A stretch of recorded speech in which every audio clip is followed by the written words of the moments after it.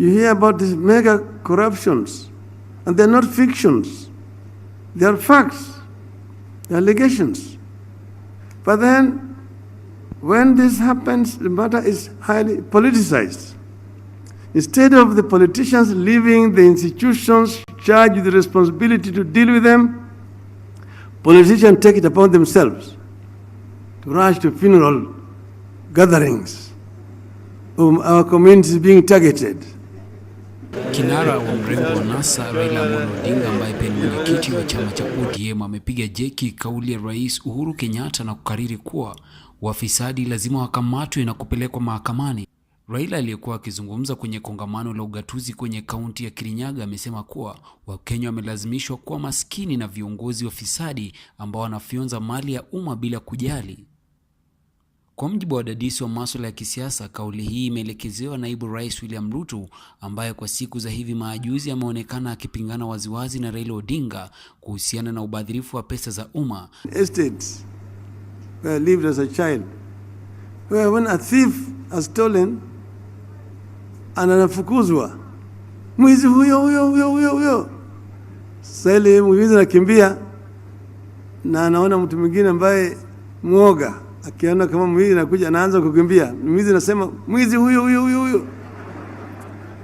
He points at the other person. So those who did not know where this thing started chasing the other fellow who was running because he was fearing the thief who was being chased.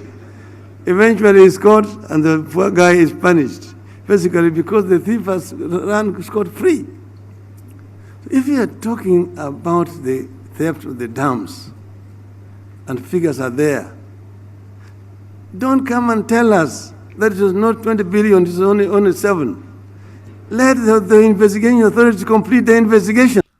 Ruto akidai kuwa ni shilingi bilioni 7 tu zilizopotea, huku Raila akishikilia kuwa ni shilingi bilioni 21 zilizopotea. Matamshi yalionekana kumuudhi sana naibu Rais Willian Ruto na hata kumfanya kutamka waziwazi kuwa wapo viongozi ambao walitoka katika vyama vingine na kuingia Jubilee ili kuisambaratisha. Let me now add something on this animal called corruption, because all this development will not happen unless we tame that dragon called corruption.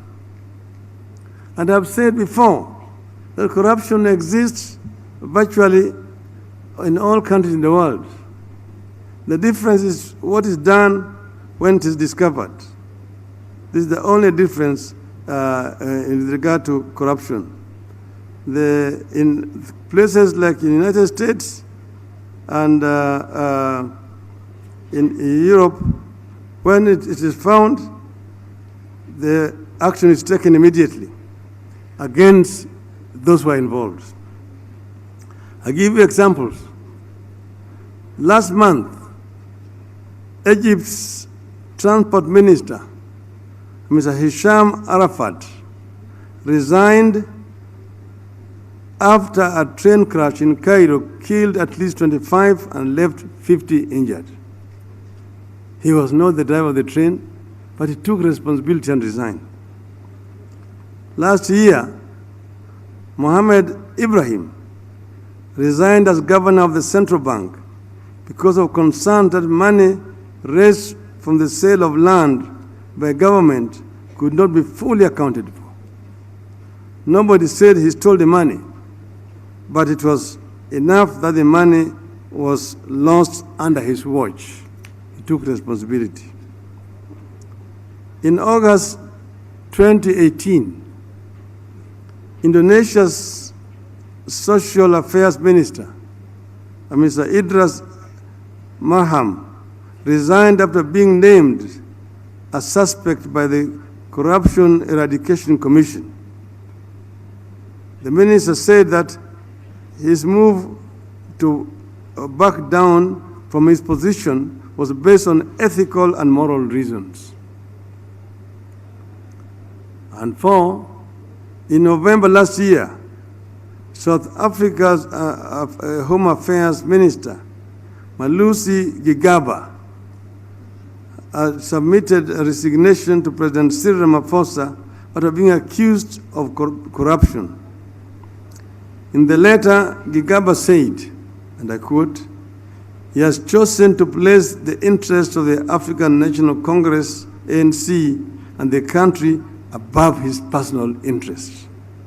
And he is resigned. So he's taking responsibility. You will remember about 4 years ago or 5 years ago, a president from South Korea came to visit Kenya here, Madam Park.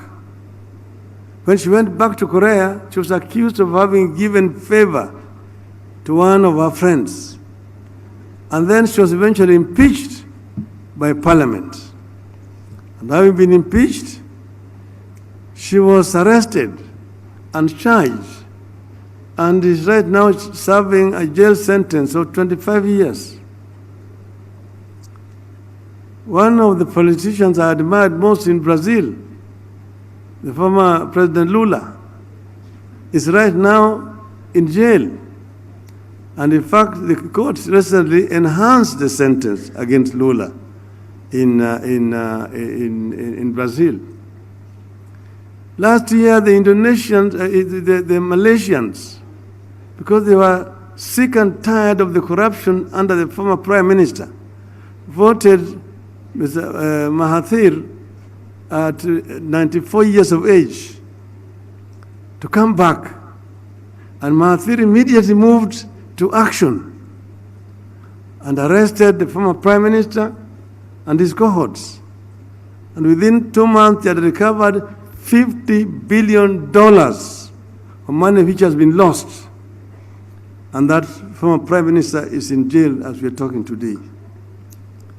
So, what about here in Kenya? You hear about these mega corruptions, and they're not fictions. They are facts. They are allegations. But then, when this happens, the matter is highly politicized. Instead of the politicians leaving the institutions charged with the responsibility to deal with them, politicians take it upon themselves to rush to funeral gatherings.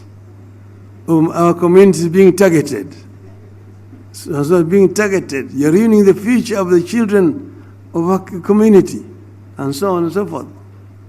Why are we only targeting people here and there?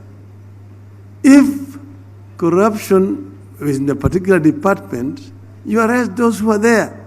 You cannot go and invent other people to balance it, do a balancing act. That, why have you not arrested the Luos here? Why have we not seen a Kalenjin? Why have we not seen a Lohia or a Kikuyu here? No, the Luo who was there is the one who must be arrested, because he's the one who did who did the act. So this is something that must be dealt with.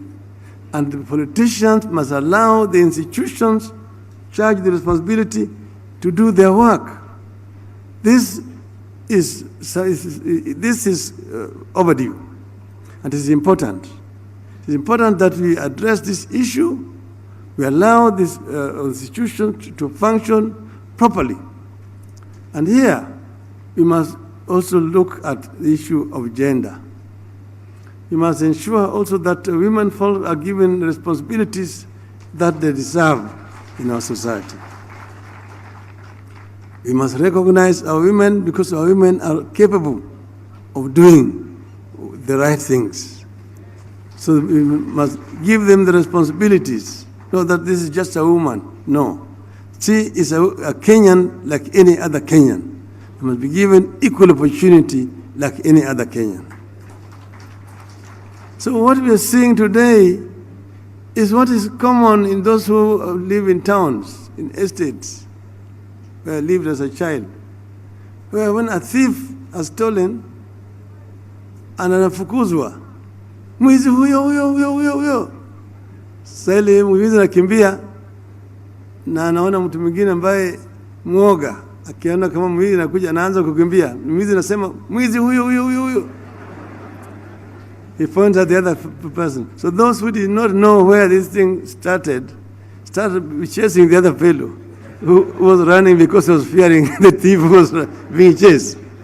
Eventually he's caught and the poor guy is punished, basically because the thief has run scot-free. If you are talking about the theft of the dams, and figures are there, don't come and tell us that it was not 20 billion, it was only 7. Let the investigation authorities complete the investigations. Who are you to tell us? How did you know? You are the thief who is trying to show us that, oh, the other thief running away. Give us a break. And as I said the other day, Kenyans must not say enough is enough, and that nobody is above the law. And as the president said yesterday, if you have got evidence against him, take it. Bring me any evidence against the president, I will take it myself. If you fear to go to see me. So let us wait for the investigation to be complete. Let everybody else. And if the Indonesians can, the first minister can resign. If the Koreans can imprison a sitting president, why should Kenyans not do anything? So let us agree that this thing will happen to everybody. If it is Raila Odinga, Raila should answer to himself. Everybody should be allowed to carry their own crosses without involving other people. This is what I wanted to share with you. Thank you very much. I wish you all the best.